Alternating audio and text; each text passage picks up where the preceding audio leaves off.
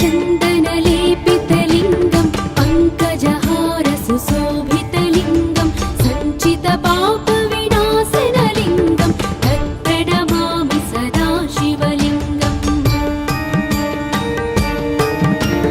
देवगणार्चितसेवितलिङ्गं भावैर्भक्तिभिरेव च लिङ्गं दिनकरकोटिप्रभाकरलिङ्गं तत्प्रणमामि सदा शिवलिङ्गम्